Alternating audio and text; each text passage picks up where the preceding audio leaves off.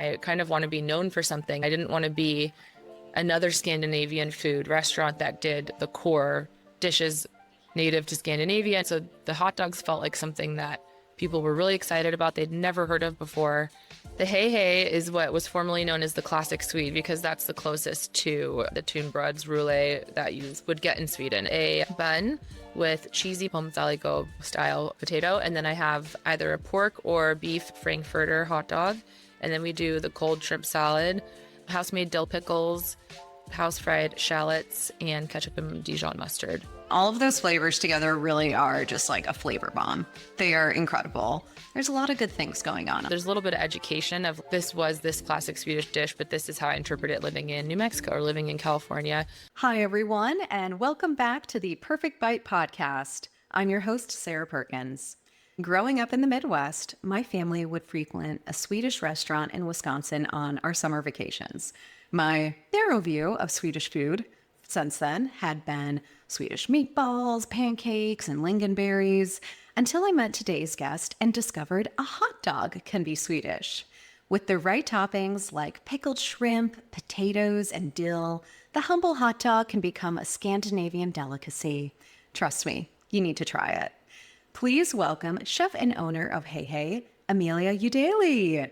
Amelia. Hi. Hey, hey. How's it going? Hi, hey.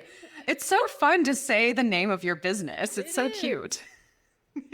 What does it mean in Swedish? It's really just a friendly greeting for hello. So visiting Sweden throughout my life, and it's very like a core memory to be meeting my aunts or, coming up to the family house and everyone saying, hey, hey. And it's just kind of like a friendly greeting. That is so sweet. And I feel like it just sets the tone for everything that you're doing. Yes. Yes. Oh, well, I'm so glad that we met this last fall. Another one of our friends here, thanks to Cherry Bomb. You were at the Jubilee, and I came up to your table and was like, holy cow, what are these toppings on this hot dog? I have to try it. And it blew my mind. Oh, I'm so glad you liked it. Yes, yes. And I was like, they're really interesting. So I'm excited to talk a little bit more too about how you chose these toppings, how they really like play to Swedish culture. And the fact that yes, if you just read the description, you might be like, interesting. Am I going to like this? And I loved it. It is the perfect amount of just different and interesting here. So I always love to take things all the way back to the beginning here. Let's talk about when you fell in love with food. What were those favorite foods as a kid? What was eating and cooking like in your household growing up? When I thought about when I first fell in love with food, I was just like, you know what? Straight from the womb. Like I was food obsessed as a baby. I had nicknames like the Michelin tire baby. I had rolls and all my arms and legs, and I was just angry if I wasn't eating. Like couldn't even go to the grocery store. So I've just been like a big lover of food since way, way back when. And to be honest, growing up in our house, I get asked a lot of times, like, did your Swedish grandma teach you any cooking? People want like a cute story of my Swedish grandma. And I'm like, no, my grandma and I went to Taco Bell and she got the Nachos Grande Deluxe in her little white Calvin Klein denim suit. It was just very like, oh my God. We ate a lot of like Midwestern food, meat and potatoes. Yes. I got that introduction to Swedish food when I was in Sweden and a little bit in the States, but really more so when I was visiting family every few years. So that's what's so interesting too. Where in the Midwest did you grow up? So I actually grew up in Denver, which I'm, like a little Midwest, but my grandmother lived in Madison, Wisconsin. So I wanted to ask you what that Swedish restaurant was called because there's the one that we frequented a lot as well. I will have to go. So I still need to go to Madison in all the years growing up in the Midwest and living here. And I've heard the food scene's just gotten incredible. We would go up to Door County, Wisconsin every summer. So would we. I know, nobody does that. Al Johnson's. Al Johnson's, that's the way. name of it. It was Al Johnson's with the grass on the roof. Yes, and the goats. Yeah, the goats. And I love it there. Yes. And actually, it probably isn't something amazing, but something about their hot chocolate. I got it a couple of winters ago when my partner Tim and I went for a winter escape to Egg Harbor. And I just was like, it's such a great place to visit any time of year. I think people listening in from other coasts, like Top Chef did a Milwaukee season just 2 years ago, and there were a ton of foods and challenges inspired by Door County. Like a lot of people who have been in food in the Midwest know that that's a great place to go for like summer getaways, mostly for people. But there's just a ton of Scandinavian culture in the Midwest, which I think is really cool. There totally is. And I love that you know that. Not many people can I tell that story to about Door County or Chambers Island and Lake Michigan, and nobody knows. So that is Oh my awesome. God. Yes. And especially if people go to Minnesota, like you see a lot of that influence there. And so I was wondering if you had some sort of connection. That is so funny, even though you were in Denver. Yeah. And so with grandma, did you call her Mormor? I have a friend who called hers Mormor. She was my Swedish American. Well, she was 100% Swedish, but we called her grandma.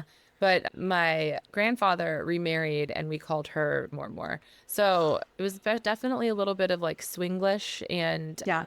I tried to learn growing up. I learned back to the food thing when I remember giving my mother like lists of words I wanted to learn. And it was just all the candy, all the chocolate, all the food. Like Forget the verbs. forget the Just verbs, give any me like this. conversational pieces. I just need to know how to say like all the stuff I like to eat. But yeah, so yeah, she moved to Minnesota probably when I think my mother was 17. But yeah, she'd been in the States for a while and then she'd had property in Sweden. So we'd get to frequent there often. Wonderful. And so is that when you started to go and see, like you said, your aunts, your grandpa, everyone over there? When did you start visiting Sweden?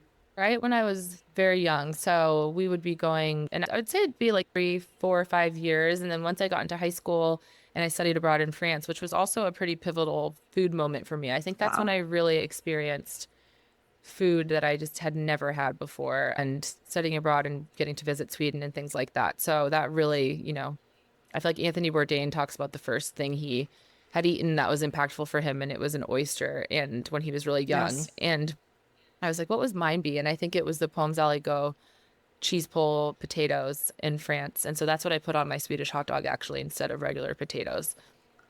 Oh, yum. And so it almost has like a raclette element to it. Am I Yes, right it's with a that? ton of Gruyere. If Comté were in budget, we'd be doing that. But heavy cream butter, Yukon gold potatoes done twice through a ricer. So that is my little ode to France and my time studying abroad there on the hot dog. Oh, that's amazing. And so you're having all of these great kind of global flavor experiences as you're growing up, as you're getting into your 20s here. Were you also working in hospitality at all? Did you have any kind of behind the scenes experience just in terms of odd jobs as you were trying to figure out what type of career you wanted? I always joke that I've had like every job you can think of. So I started working when I was 14. I got the old worker's permit from the high school, but I got that and started working at a deli. So I had worked front of house at about a dozen restaurants, front of house meaning, being a hostess or a waitress or a cocktail waitress, and through college. And then a little bit after college until I got my first lab scientist job. So I have a master's in biology and I did that for a little while and I really enjoyed that 5 years that I worked in the lab. However, I think what I really liked about it the most was that I got to use my hands and it wasn't really it was a creative expression that I didn't know I was doing quite yet, but I wasn't really great at the kind of testing elements and all of that. So I switched careers from that and moved into health tech marketing and kind of operations and startups. And again, like you name it, I really tried it, but I hadn't worked professionally in food until 2 years ago. My goodness, only 2 years ago? Yes. That's It's been incredible. fast and furious. Yes, you've done so much. And I love that you've got the startup background because you already know you're wearing every single hat. It's the cute Hey Hey hat in addition to all the other hats. You were learning the scientific side of things and maybe getting interested in that before applying it to the culinary arts. And then again, when you're understanding marketing, just being able to tell your own story and sell it, it just makes a whole lot of difference. So, what was really that moment? You went to San Francisco, you entered the food world. When were you like, I just have to go for this? So I had always loved food, always loved cooking for friends, all of that. And I love Denver has some amazing food, but it wasn't, San Francisco, New York City. These are just Los Angeles, Oakland. just got Yeah. named one of the top cities in the US for food. So Saw. yeah, it's really cool. oh, so many awesome spots over there. But so when I got to San Francisco and I had gotten my first like big tech job where I had like this great salary and I had this expendable income and I was just eating out and trying every single thing I could. So I kind of just like fell in love with that. And then at the same time, I was really feeling unfulfilled in my tech job. And I'm not somebody who sits and waits very long. If there's a problem, I try to fix it almost to my own detriment, like right away. And so I think I started to apply to the next tech job. And I was just like, I can't do it. It's not for me. And hats off to anyone who's really, crushing it in the tech roles. And I did a good job, but I think once I started to lose purpose and meaning behind the work I was doing, or if I didn't feel like I had enough autonomy, I really started to just not feel fulfilled. So I'd always wanted to work for myself. And I would watch Shark Tank and see people come up with like, a special screw or like some sort of, cheese board that like saved the world or something. And I'm like, I wish like something would come to me like that. Like, I wish I could just invent something and something would just come to me and then my dreams or something. And so it was kind of funny how it took this whole time, till I was 36 years old for this idea to come. And it was like, maybe I could work in food. And yeah, I felt like a huge imposter trying to go into food without a professional background, especially in a city like San Francisco. And so I thought the only thing that's possibly authentic to me that I can really stand behind and defend if I needed to, which I don't, by the way, that was a misconception, but is Swedish food and how I interpret it through growing up in the US and visiting and living in San Francisco. And so that was kind of the aha moment. Like, I need to start exploring this cooking thing a little more. Right. And you had staged a bit, you had worked behind the scenes a little bit, back of house as well in SF, right? Well, once I decided this, I was still working at this tech company and I had, a very big perk of tech companies is just your flexibility in scheduling and, if you're an independent contributor. And so I, would be able to, maybe I wasn't supposed to, but I would, end my day at like 2:30 or 3 on a Friday and I would run to Octavia where I accepted a line cook position. When I was working on the weekends, I looked into culinary school. There's obviously some amazing culinary schools, CIA and all this, but I had already gone to grad school and was just so behind from my peers in income as it was that I really wasn't prepared to take that financial step back again. And I'm a big believer of learning by doing. And so everyone I talked to, because I reached out to multiple chefs and people I admired, just said, go try it out because it's completely different learning in cooking school than going into the kitchen. So yes.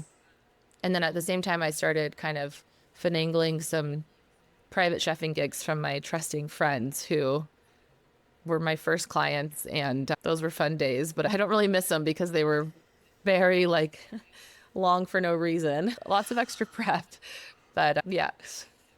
A lot of learnings. I mean, you were doing essentially, you came from tech, so I can talk startup terms to you. You're like doing customer discovery essentially, like through your private chefing, as well as I fully believe in the getting the, culinary degree on the job, getting an MBA on the job when you're running your own business.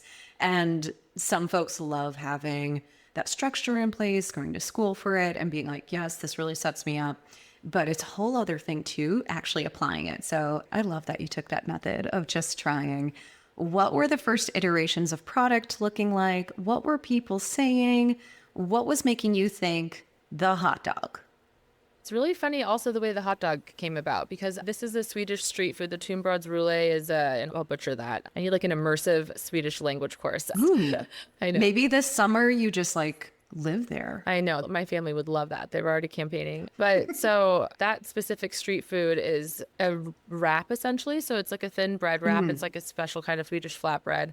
And it can be rye sometimes. And then there's mashed potatoes. Swedish hot dogs are usually actually sausage. So they're not like a steamed cased hot dog the way ours are. It's actually a sausage. But then they have the mashed potatoes, the sausages, typically pork. And then we have the shrimp salad.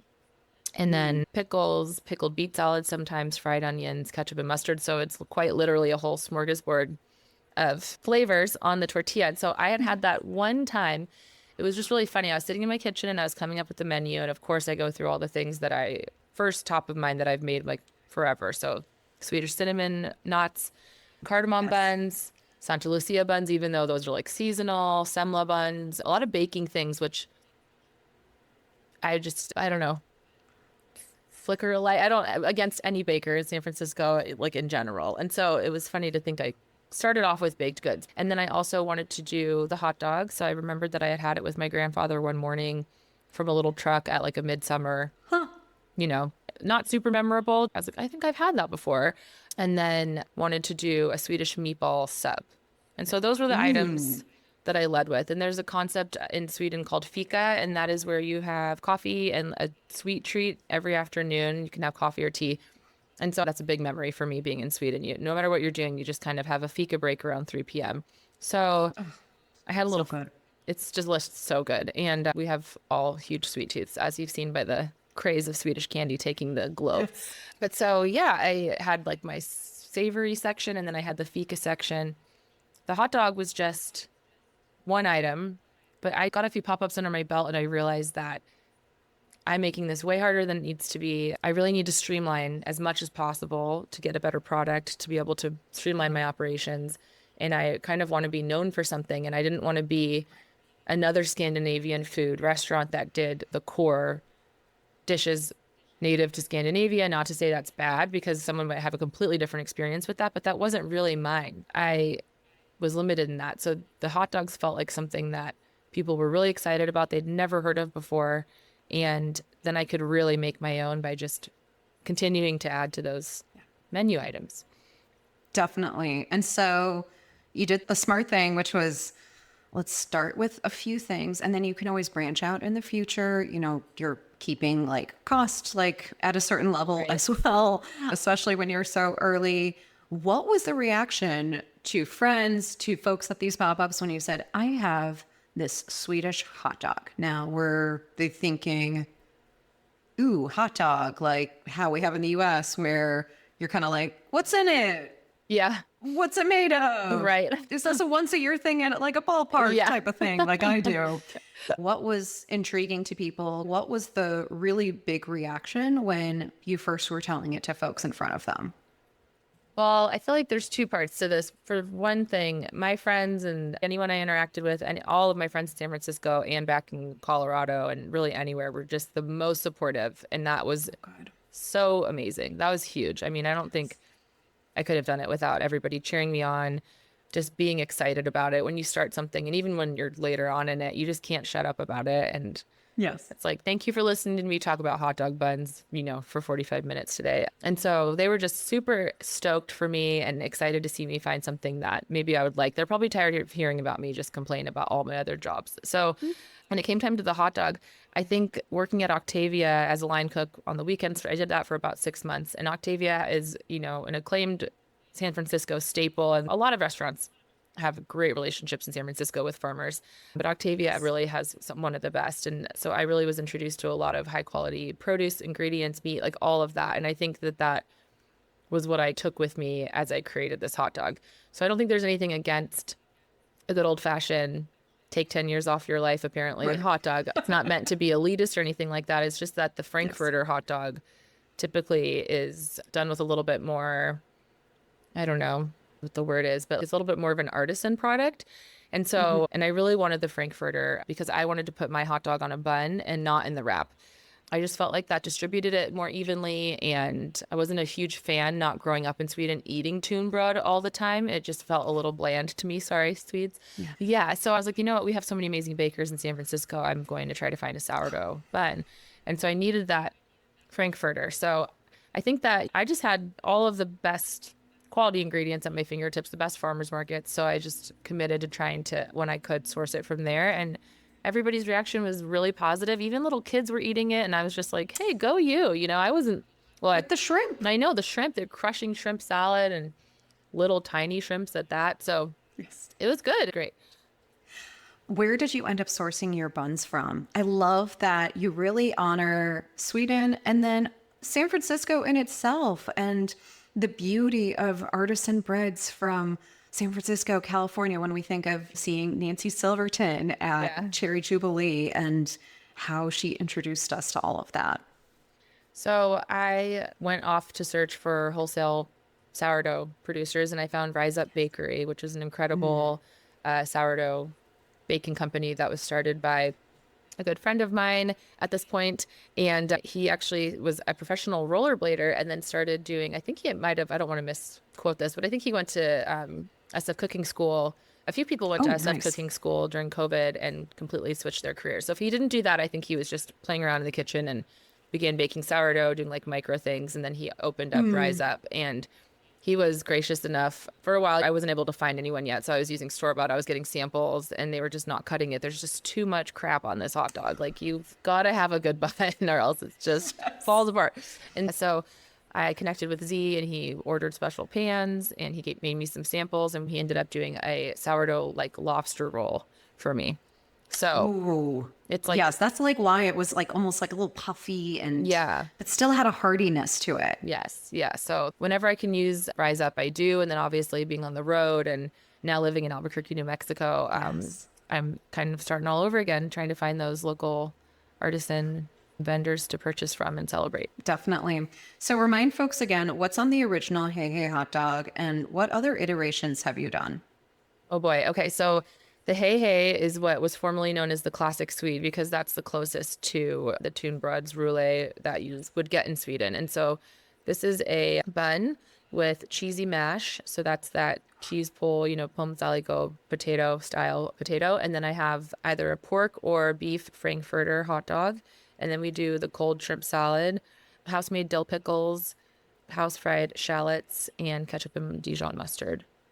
Oh, so that's it.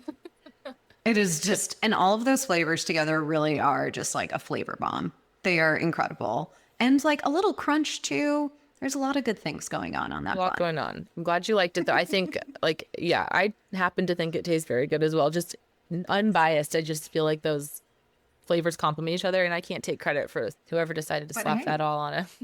But hey. But this is your iteration, and it's really come together for folks who are excited about testing out, say, like a fresh food product or thinking about how to reach people. How did you really get started with pop-ups? Where were you doing them? Was this like a lunchtime thing, a dinner time thing? How were you really starting to expand your audience that way? So I think that I did expand it, and this kind of goes off your last question too, of the different iterations that I did. So I did iterate and try to continue to do other items than hot dogs, but do majority hot dogs. And there's a thriving pop-up scene in San Francisco, and it's a very welcoming scene, both by restaurant owners and business owners, and then other pop-up chefs. And so I was reaching out to everybody. I was getting some outreach done to me. The first pop-ups that I did were at Tala Wine Bar in Excelsior. Shout out to Tala. She was helping me with my business paperwork, like anything I needed. And then Dolores Deluxe in Dolores Park, San Francisco. So I started there, and then I just was kind of learning, it's really hard to bring a full kitchen outside and set up when you're a party of one. It's really hard to work inside a place that maybe doesn't have a very strong following yet, and that's going to take some time. And I was putting a lot of money back into the business. So I tested out lunchtime. I tested out different locations. And ultimately, I realized that I did have to start making sure I could hit a certain threshold of hot dogs to the best of my ability to not even really make a lot of money, but to just like stay afloat and not physically burn myself out. So in terms of like menu offerings, though, that was just the most fun part. I think you just get so much autonomy when you're doing the pop-up, and you can just throw something on the menu the next day and see if people like it. And so I got really into doing like other Swedish traditions and holiday-based food on top of a hot dog. So I mentioned I really had some fun doing these like dessert style dogs. So there's a season coming up soon, Fat Tuesday, where there's these semler buns, and it's a Swedish like cardamom bread with marzipan and fresh whipped cream. And so I just put that on to a hot dog with a cardamom cinnamon crusted sourdough lobster roll and the pork sausage. And it just felt a little brunchy, and people were stoked to try it. So I've done a few different, I've done a cinnamon roll. I've done a Swedish Christmas buffet with like egg salad, beet salad, pickled herring, pickles, the cheesy potatoes always. So that seemed to expand it and make it something interesting and fun to do and talk about and share. And so I think that could have been part of its success. Yeah. And I think like having those specials is great, but you always had the core offering. Plus your own mix of the little Swedish candies, which you can get on your Yes. site.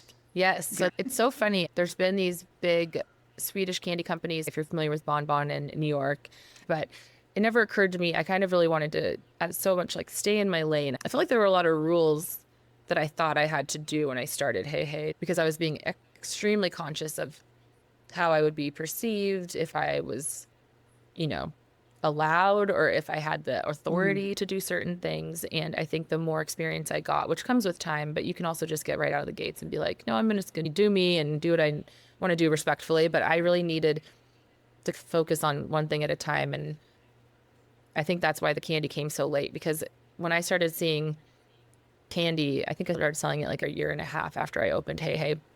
But that's been my like, I have stories of stealing my sister's Halloween candy, like scaling a door and like pushing the top off on the front and like taking, a ladder down and then whittling out like a base of a dresser and then stealing her candy.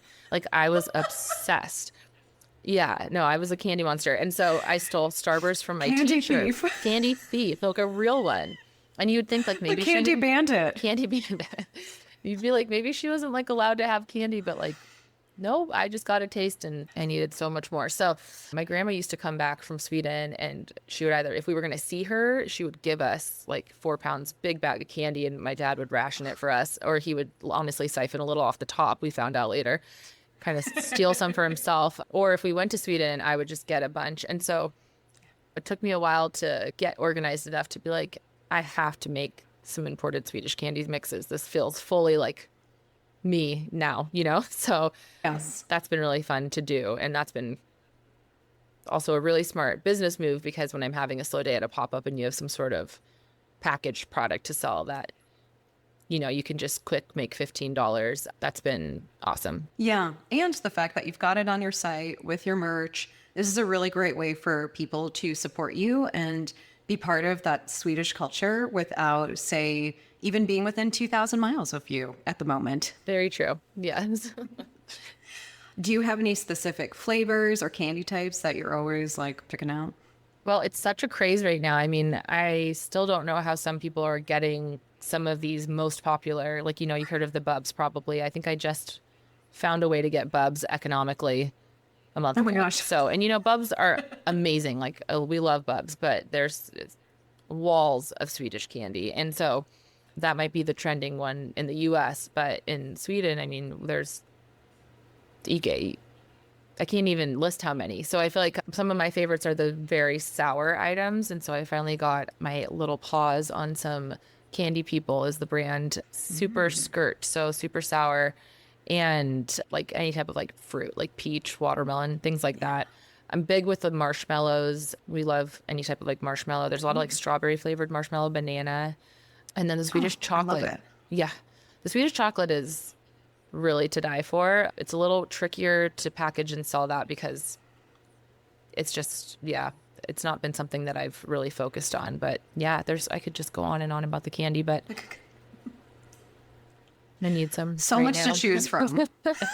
I know. I'm like, I feel like you were talking about I the know. sour stuff and your mouth starts I to know. I'm drool. like, my mouth is watering. That's like how every time I talk about food, I'm just like, sorry, I'm just drooling a little, but Oh yeah. When people talk about their perfect bites on here, which we'll get to eventually, I am always like daydreaming and you see me on the video. Like that sounds so good right now. So I've talked to a couple of different pop-up chefs here on the show, and it's always interesting how this answer is kind of pretty split. Do you ever see yourself opening any sort of permanent brick and mortar situations? What do you see for the future of how you're distributing?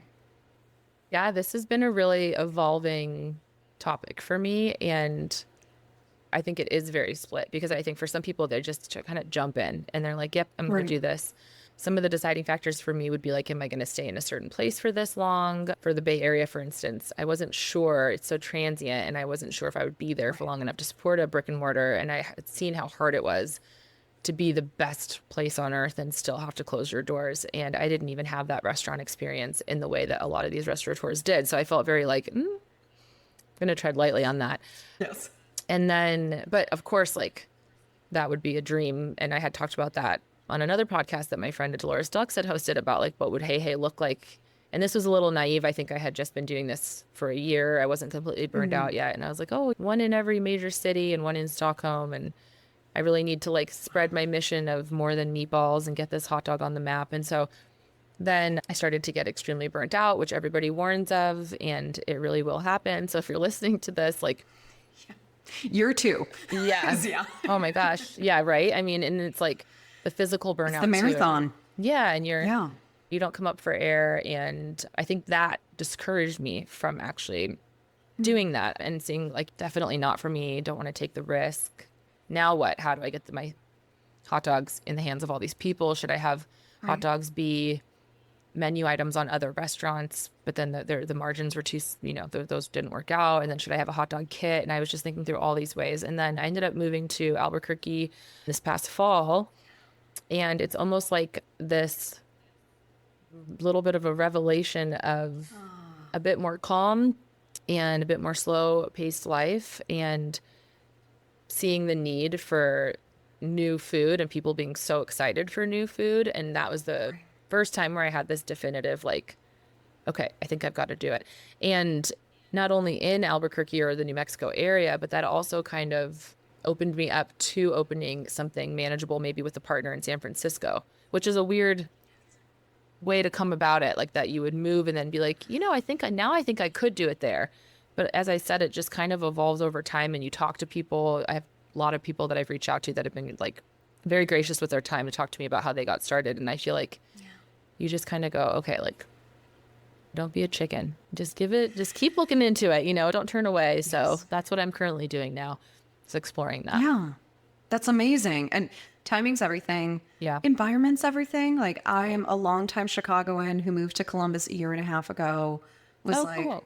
How am I going to like this? And there is something about being in, say, like a secondary city, this mid-sized city, where I'm like, okay, I'm taking a breath. Like, there isn't this constant rushed pace around me. There's still innovation, but it allows you to get out of your own head in a lot of ways, especially in SF, the Bay Area, like tech, food, everything is like, wow, if you haven't grown immediately and aren't like a multimillionaire by year one, what are you doing? What's wrong with you? Like, yeah. And you'll get priced out. I mean, that was also happening. Like, I went from a tech salary and an apartment, and I was using my savings. And then I decided that I was going to move in with my friend and give up my apartment, which was only tough because that was something that I had like dreamed about getting when I moved to San Francisco. Not because we can't live with way less. I mean, think about any of us fresh out of college. I'm just like, put that hat back on and just like kind of do what you got to do. But I've used a little more of my savings than I think, that's why that starts to hit real as well, of when you start to realize really you look at your numbers and you're like, I shouldn't really be supplementing my income for more than X amount of time while I get on my feet. And San Francisco did not really seem reasonable with the goals I had or the pace I was going. And so I didn't want to work to live and also never get to see all of the amazing parts of the Bay. And so, and it's interesting you point out, I mean, I would think San Francisco is such a massively beautiful city. I love San Francisco. Oh, same. I really tried every moment I could to take advantage of getting outside, going to all the parks, going to all the neighborhoods, driving all around. I was driving all around, getting hot dogs and things. But you do kind of run a little more tense, and you're always going to get a ticket, or you're going to get towed, or, you're going to be caught in traffic, or something's going to be so expensive you fall off your chair. And I don't think we realize how much that kind of does affect our nervous system. And so now I get to go back for catering jobs, special events, or pop-ups that I collaborate with. And it's just a completely different experience. So it's great.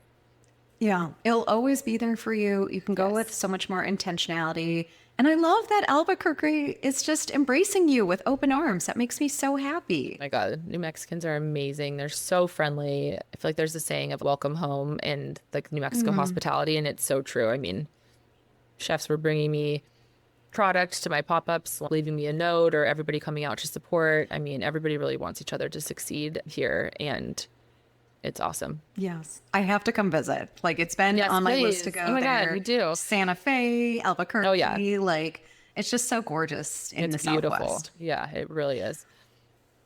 So I want to talk a little bit more about how you're reaching new customers, new audience members online. I love that you dove into Substack right away. So Hot Dog Hustle, which is like such a cute name, and you're really giving such amazing behind the scenes looks here. How has your different content strategies, how have they really helped you in terms of getting more pop-ups or just getting people excited to meet you where you are? That is a great question because I don't think I'm doing practically anything I should be doing when it comes to online marketing or, the irony, right? Of we used to be working in marketing. Maybe that's why I don't anymore. But it's really been a lot of organic growth and like word of mouth and really trying to pick places that I know have a following and that have a great community as best I can. And when it came to Substack, it's another kind of creative thing that I don't think I was really exploring. I mean, scientific research is creative in that you're problem solving, you're like having a hypothesis, you're testing things out, you're using your hands, you're like physically in the lab. When you go home, there's nothing you can really do at home, And I feel like when I moved to San Francisco and I started looking into food, I started looking into other creative things I like to do, like singing and playing piano and writing. So nice. And so Yes. it's almost like I had this like creative little renaissance or something. And so I was like, I used to love writing and I would love sharing too. I'm always joke that I'm like this Gemini tech chef, but I really love to talk and I love to hear people's stories and I love to share mine. I don't really have any kind of like filter or embarrassment shape. I don't know. I just kind of like put it all out there. And so I was like, I'd love to do this Substack. And I was just becoming familiar with it as another resource to use for businesses. And I didn't have any plans to monetize it or see any return from it. I just saw it as a way to write. But like a few things that could happen when you're starting off, I wrote what I thought people wanted to experience. And I was seeing a lot of like recipes, guides, where to go in San Francisco to eat. And those were becoming harder and harder for me to write because all I was really doing was actually working and stressing out about working and building Hej Hej and juggling 2 jobs. And that's what I wanted to talk about. And so that's what I slowly turned it into. And Hot Dog Hustle, I just came up with that name a couple months ago, to be honest. I think it was called something generic, like I hadn't even given it a real name. But yeah, it's awesome. I mean, I feel like there's so much way to like connect with people and I like to just do it very conversationally so that it's almost like you're kind of reading like a letter from your friend or something like that. Definitely. Do you feel like that's probably your storytelling secret ingredient, as I'm asking folks more these days, is you're just not afraid to put it all on the table and show the nitty-gritty behind the scenes? Yeah, I mean, there's definitely some parts of my life that I'll be private about, but for the most part, it's like I find so much value in when people are honest with me, whether it's a friend or another business owner about their experience, so that I can be more prepared. I'm like big on trying to be prepared, and you can never be fully prepared, or just like relating to somebody and being like, I feel that too. And so if I can have anybody relate, that's awesome. And, I love telling stories. I feel like I have millions of just weird, funny stories from my childhood. I was a funny kid. And it's just been fun to tell those to people. My friends have written me back and been like, I'm just dying right now. Like, what are you talking about? And I'm like, I'm like, yeah. This is all shaped the bandit you are today. Exactly. Yeah, I've evolved now, I just, no stealing, just buying. But exactly. You are stealing people's hearts and their taste buds. Through hot dogs, yeah. But I think that's just such an important point in terms of marketing and content to focus on. Let's talk the last 10, 15 years. Up until like maybe a few years ago, everything was so glossy, so perfect. When AI comes into play, then you're like talking, this isn't even real anymore. And it's pretty obvious still to me, at least. But I love that we're kind of going back to what Instagram and some of these other channels wanted to be in the first place, which is just sharing you. Yeah. And I feel like Gen Z was really good at bringing that back in terms of TikTok and what people actually want to engage with online is not just trying to be perfect all the time, because no one is. And it's really hard to beat. And then you feel just the number of people I've unfollowed because I'm like, I don't believe cannot it. stack up to you. Yeah, I don't buy it. You're so beautiful. Yeah. You're so accomplished. Your life is so amazing. And I feel bad. Yeah. Yeah. Yeah. So I really appreciate you doing it that way. And I think other people do too, clearly, because they're connecting with you. Well, it's tough because I think if you're being a true content creator, which is a very tough job also, and you're looking to monetize and that's your source of income, then you do have to kind of feed into these trends usually. You do have to have the aesthetics and you do have to kind of do that. However, there's obviously a big audience that likes to consume that type of content.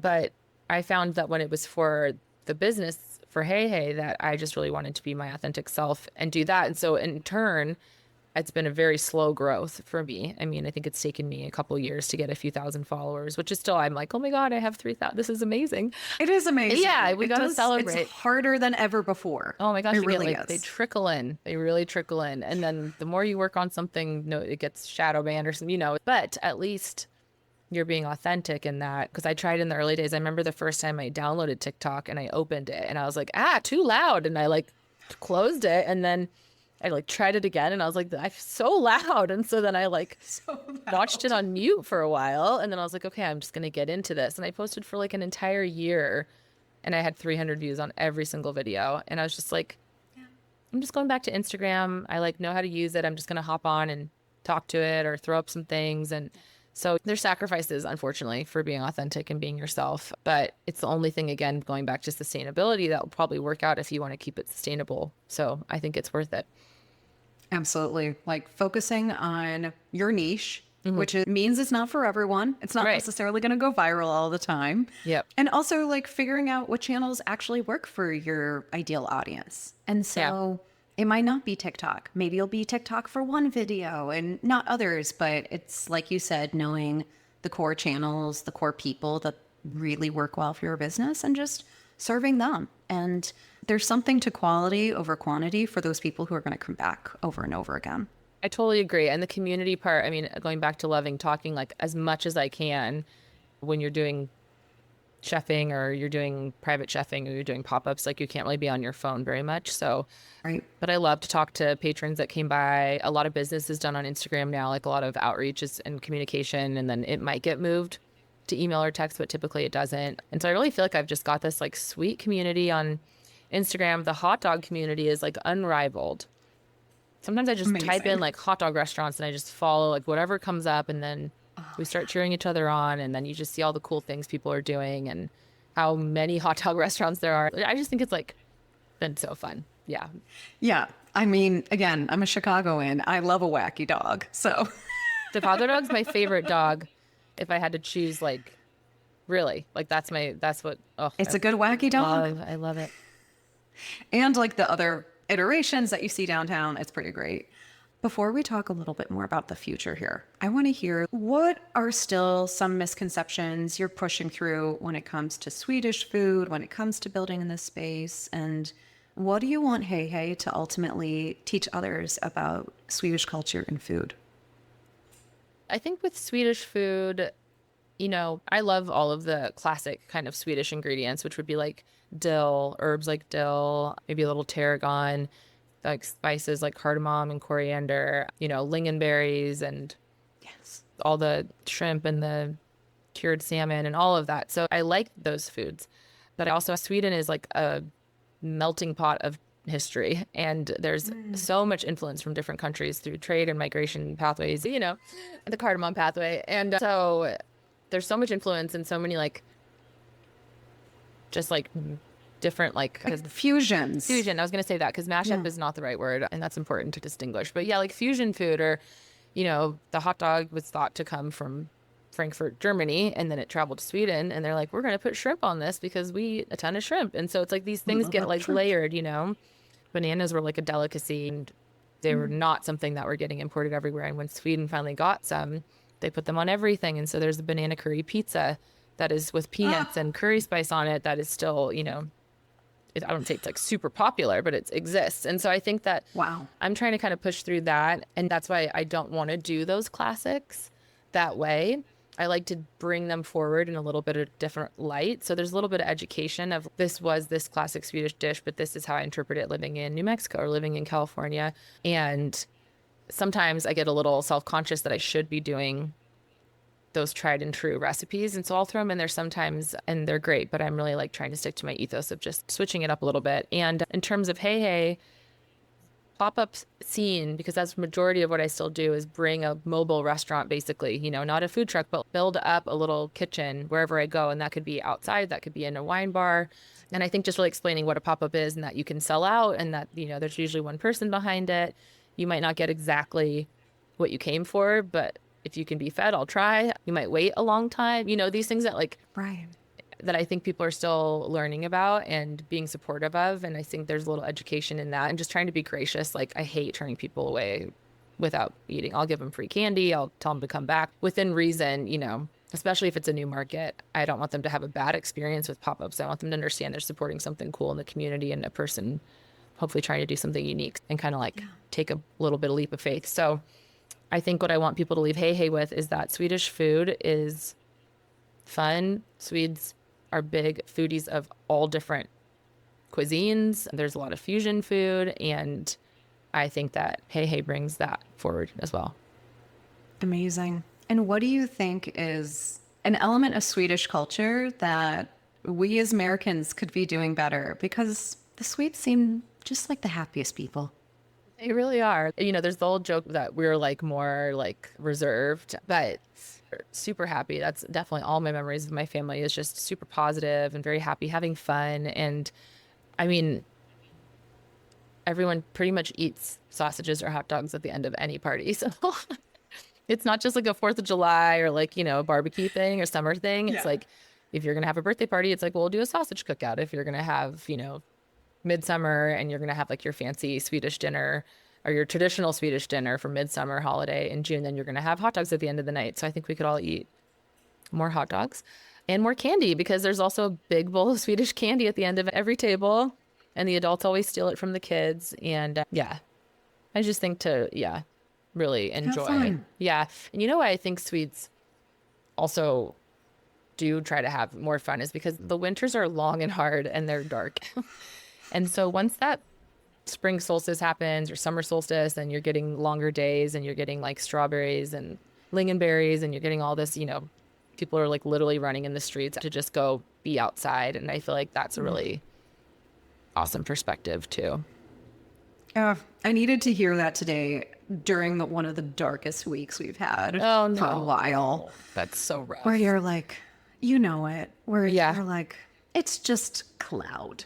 It's I know. not snow. It's not Gray. It's just beautiful. gray. It's just gray.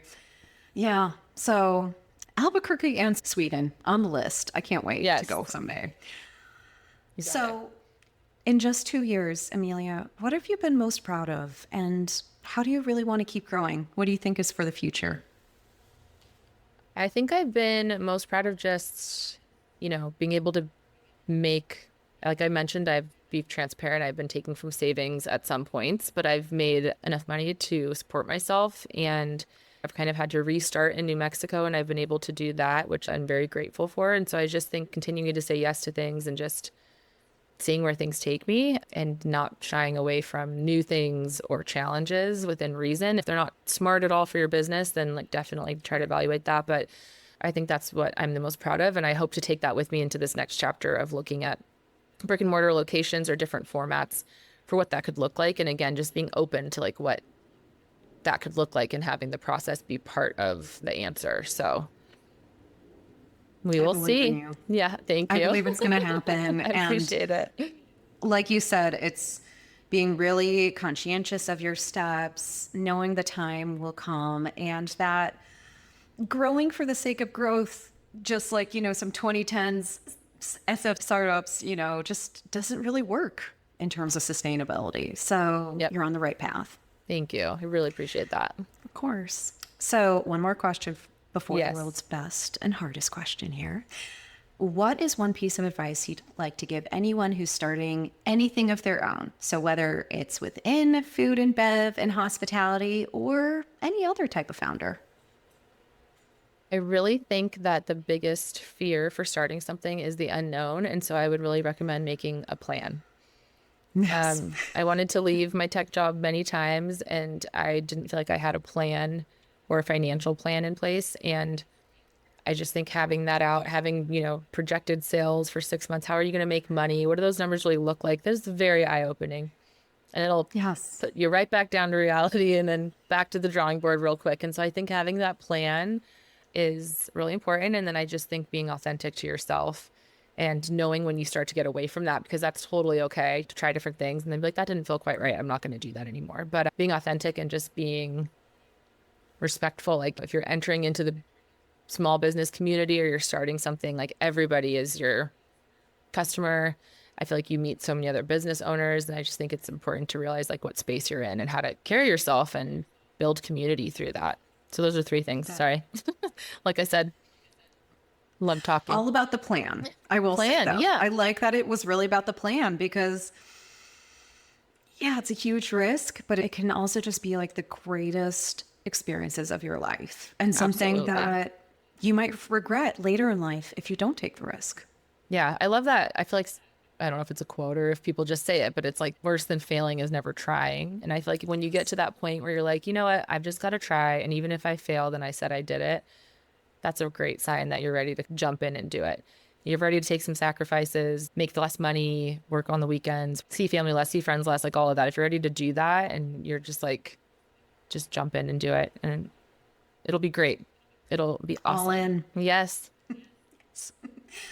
All right, Amelia and everyone, this is a little reminder of why this is called the perfect bite, because it's a perfect bite of the value chain of all the amazing founders in the food and bev space here, but also because each of us have our own perfect bites. So something you ate that you'll never forget that always makes you smile when you think about it.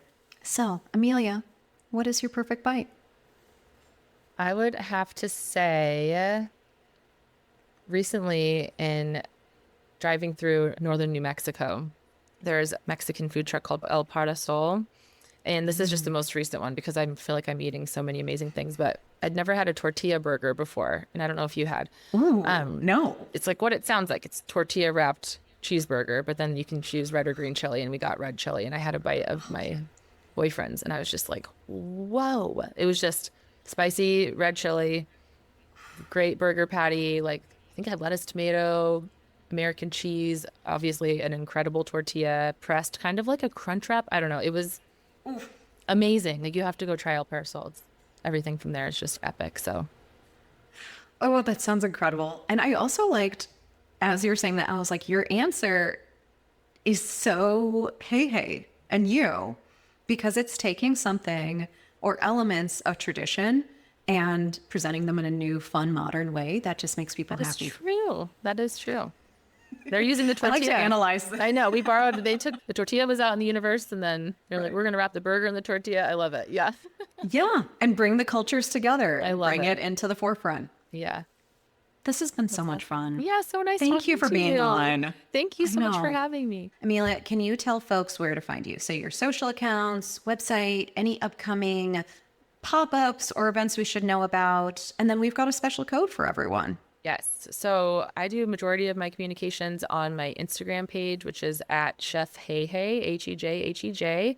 And then you can visit my website, chefhejhej.com, to purchase any merch. I have some sweatshirts, hats, and t-shirts. And then I have the Swedish candy mixes as well. And then you can join my Substack, which is Hot Dog Hustle. So if you just pop that into Google, that'll populate for you, or I'm sure Sarah will give you the links as well. And then I don't have any current pop-ups from this date, but always check my social. I pin my calendar to the top left of my social account, so you can always find what's coming up. Fantastic. And everyone, you can get 15% off on chefheyhey.com through March 15th. So it has to be a minimum order of $25. Girlfriend's still trying to make some money here. And we've got some really cute crew necks that are 50% off along with that candy. Like, get the Hey Hey lifestyle into your veins here. Love it. Thanks again, Amelia. And thanks everyone for tuning in. This was Amelia Eudailey's Perfect Bite. Thanks for tuning in to The Perfect Bite today. You can listen to future episodes on Apple Podcasts, Spotify, and anywhere else you listen to podcasts. Thanks in advance for subscribing, rating, and reviewing. You can follow The Perfect Bite on social media at Perfect Bite Pod. Now go get something good to eat.